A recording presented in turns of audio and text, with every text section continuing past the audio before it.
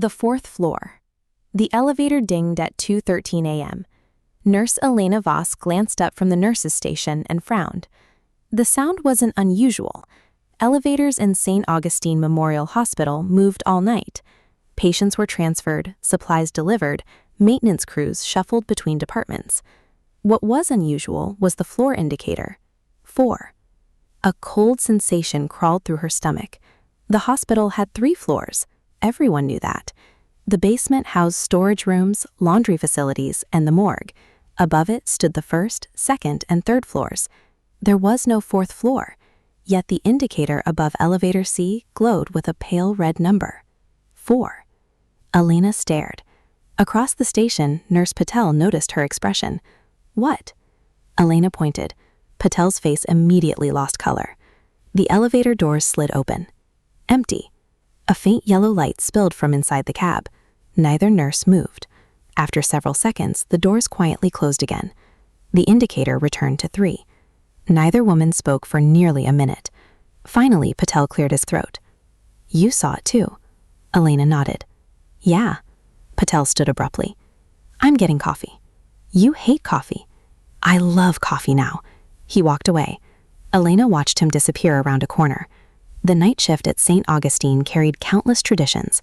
Never whistle in the basement, never enter the old surgical wing alone, never ask why room 118 remained permanently empty, and above all, never get off on the 4th floor.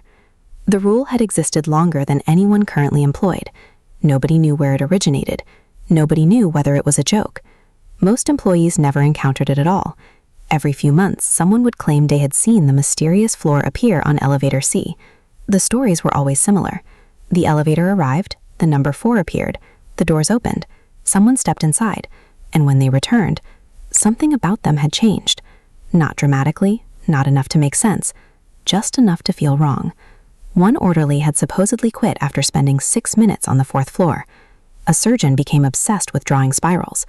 A patient wandered back into the hospital parking lot 3 days after being discharged, unable to explain why. Rumors. Hospital stories. Nothing more. At least that's what Elena had always believed. Until tonight, because she had seen it herself. A number had been there, bright and impossible. 4. At 3:41 a.m., Elena found herself standing before the hospital archives. The room smelled of dust and old paper. Rows of filing cabinets stretched into darkness. The night archivist, an elderly man named Harris, looked up from a crossword puzzle. "You're not supposed to be down here." "I'm looking for something." "That's what everyone says." Elena approached. "Can I ask you a strange question?" Harris laughed. "We work in a hospital. Strange questions are the normal ones." She hesitated. "The 4th floor." His smile vanished. The change happened instantly, like a light switching off. For several moments, he simply stared. Then he folded his crossword carefully. "What about it?" "You've heard the stories. Everyone has. I saw it tonight." Harris sighed. A long, tired sigh. Then he stood. Without speaking, he walked toward the back of the archive room. Elena followed. The old man stopped before a locked cabinet. After fumbling through a ring of keys, he opened it. Inside sat several thick folders, all marked with dates. 1983, 1984, 1985, 1986. Harris removed the newest folder. Administration keeps these hidden. "What's in them?" "Reports." He handed it over. Elena opened the folder. Her pulse quickened. Witness statements, security logs, psychological evaluations, dozens of documents, all connected to encounters with the 4th floor.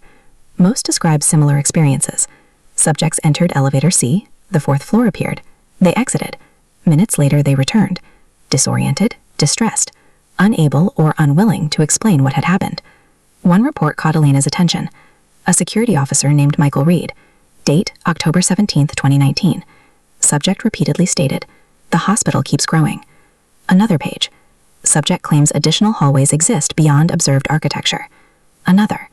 Subject insists patients continue living after death in unidentified wards. Another. Subject refuses further interviews. The final note chilled her. 3 months later, subject disappeared. No explanation, no resolution, just gone. Elena looked up. "These are real?" "As far as I know." "Why doesn't anyone investigate?" Harris gave a small laugh. "They do. And nobody likes the answers." Sleep proved impossible.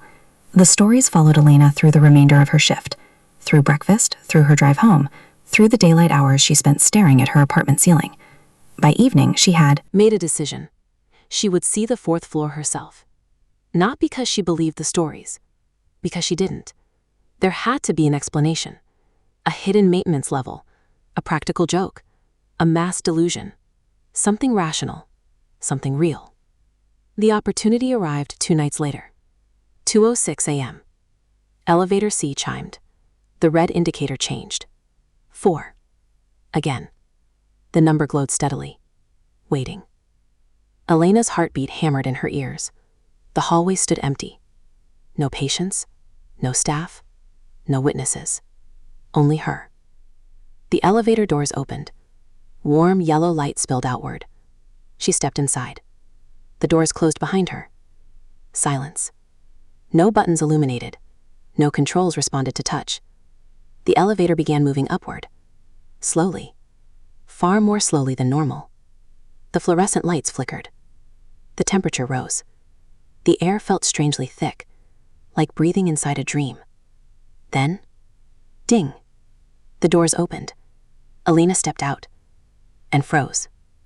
At first glance, it looked like a hospital corridor. Long, clean, brightly lit. But something felt profoundly wrong. The proportions, the perspective, the scale.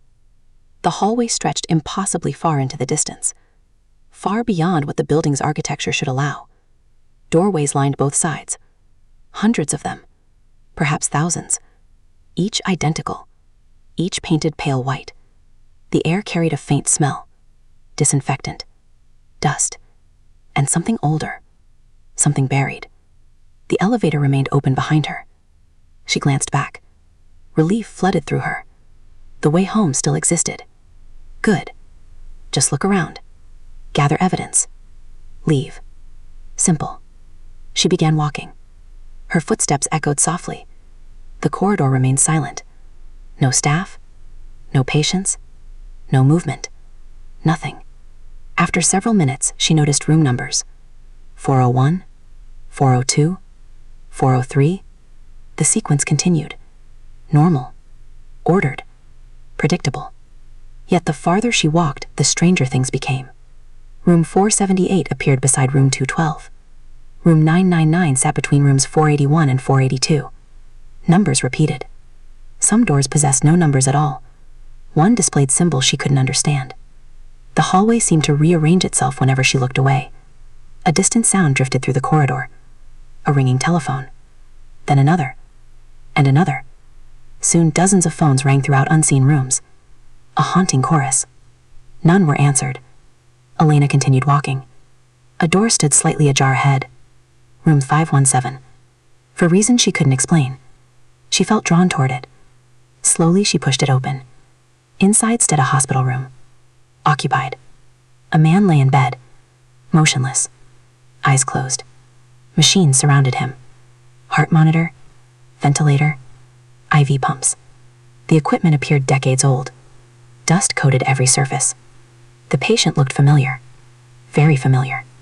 Elena stepped closer. Her blood ran cold. It was Michael Reed, the security officer from the file. Exactly as he had appeared in his employee photograph. Not aged, not decomposed, simply sleeping. The heart monitor emitted a steady rhythm. Beep, beep, beep. His eyes suddenly opened. Elena gasped. The man's gaze locked onto hers. Terrified, desperate. Don't stay. His voice emerged as a whisper, raw and strained. Please. Elena backs away. What is this place? Michael sat upright. Panic exploded across his face. They hear questions. Who? His expression became horror. Absolute horror. No. The lights flickered. The monitor flatlined. Every machine stopped. Silence consumed the room. Michael stared beyond Elena, toward the doorway, toward something standing there, something she couldn't see. His mouth opened. A scream began, then vanished. The man disappeared. Instantly. One moment present, the next gone. The bed stood empty. Elena ran. The corridor no longer looked the same. The walls seemed taller, The ceiling higher. The lights dimmer. Far away she heard movement. Footsteps. Hundreds of them. Approaching. Not running. Walking. Steadily. Patiently. She hurried toward the elevator. The hallway stretched endlessly. Every turn revealed more corridor.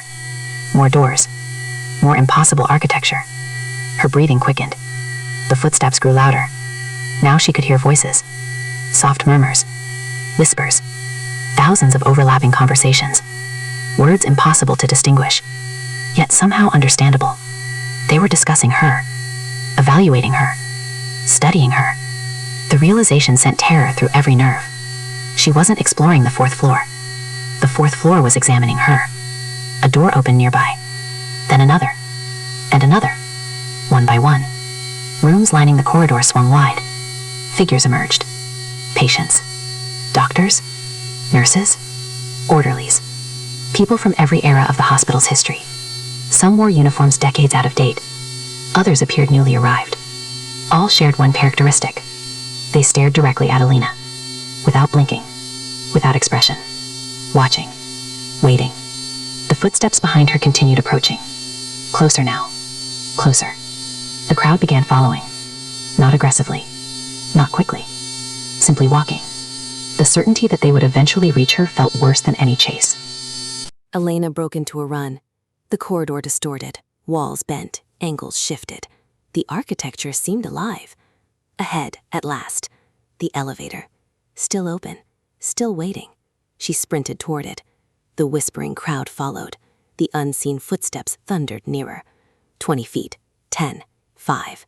Elena leaped into the elevator. The door slammed shut. Darkness. Complete darkness. The elevator descended. Or ascended. Or moved sideways. She couldn't tell. The sensation lasted forever. Then, ding! The doors opened. 3rd floor. St. Augustine Memorial Hospital. Normal. Ordinary. Real. Elena staggered out. The nurse's station stood exactly where it should. Computers hummed. Monitors beeped. A television played quietly in the waiting room. Everything appeared unchanged. Yet something had. She knew it immediately. Because the hospital felt smaller. Not physically. Conceptually. Like she now understood it occupied only a tiny portion of something far larger. Something hidden. Something impossible. Administration conducted interviews. Psychological evaluations. Medical examinations. Elena told them everything. Most listened politely. A few exchanged knowing glances. None appeared surprised. Finally, she met with the hospital director, an elderly woman named Dr. Hartwell. The director sat silently after hearing Elena's account. Then she opened a desk drawer. Inside lay dozens of photos, identical to the archive records. So it exists. Hartwell nodded. Yes. What is it? We don't know. You've never investigated? A faint smile crossed the director's face. We have. And? Hartwell looked tired. Very tired. The 4th floor is larger than investigation. What does that mean? It means every answer creates 10 more questions. The director slid a photograph across the desk. Elena picked it up. The image showed St. Augustine Memorial Hospital during construction in 1924. Workers stood before the unfinished building. Normal enough. Until she noticed the background. A 4th story stood atop the structure. Visible. Solid. Real. Elena stared. What? The original blueprints included 4 floors. The hospital only has 3. It has 3 now. Cold dread settled inside her. What happened to the 4th? Hartwell looked toward the office window. Toward the hospital beyond. Nobody knows. Months passed. Life continued. Patients arrived. Patients departed. Shifts changed. Seasons turned. Elena tried to forget. Sometimes she almost succeeded. Then small things began happening. A door she didn't remember seeing. A hallway slightly longer than before. A room number that shouldn't exist. Subtle. Tiny. Impossible to prove. One evening she encountered Harris again. The archivist looked older. Worried. You've noticed it. It wasn't a question. Elena nodded. Yes. The hospital keeps changing. Is it growing? Harris didn't answer immediately. Finally he said, I think the 4th floor isn't part of the hospital. Then what is it part of? The old man looked genuinely frightened. I think the hospital is part of it. Neither spoke afterward. There was nothing left to say. 2 years later, Nurse Elena Voss vanished during a night shift. Security footage showed her entering elevator C at 2:13 a.m. The indicator briefly displayed a number that officially did not exist. 4. The doors opened. Elena stepped inside. The doors closed. She never returned. Administrators sealed the reports. Witnesses were interviewed. Records disappeared. Life moved on, as it always did. Yet occasionally, during quiet hours of the night, staff members reported hearing an extra elevator arrive. They would glance up, see the impossible number, watch the doors slide open, and for just a moment, only a moment, they would glimpse a nurse standing inside, a woman in pale blue scrubs, watching silently, as though waiting, as though hoping someone might finally understand where the fourth floor ended and where the rest of it began.